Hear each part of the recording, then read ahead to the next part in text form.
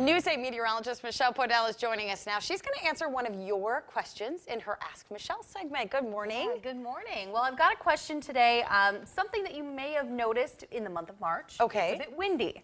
Oh, yeah, That is I the did question. notice that. And it is a little windy out there this morning as well, so keep that in mind. But this is the question today. It comes from Ellen via Twitter. She wants to know, why does March seem to be so windy? Well, there are a couple reasons. The first we'll start with is the jet stream. Now, this is, the jet stream separates warm and cold air, and it also acts as a road for storm systems to travel across. For most of the winter, that jet stream is very far south of us, which is why we get all that cold air pulled in.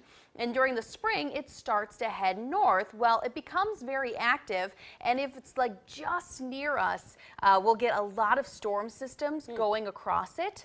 And that frequent movement of those storm systems will cause what we like to call a tightened pressure gradient. And that means those low and high pressure systems are very close together. So it creates almost like a natural wind tunnel.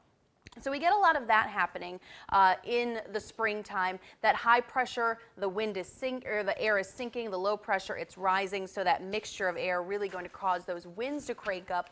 The second part is that in the winter, the sun angle is pretty low. Well, as we head into spring, that sun angle it starts to increase, and that starts to warm the air. That warm air rises, starts to mix with the cool air in the atmosphere, and that will also cause the winds to increase during the spring. That's why we also have those winds that are strong during the fall as well, because we're getting that lowering sun angle. And even with the jet stream is starting to head a little bit farther south. So a couple of reasons there why spring and fall tend to be on the windier side. I know when you say in like a lion, out like a lamb, it usually refers to the temperatures, but hey, the wind could also play a part in that as well.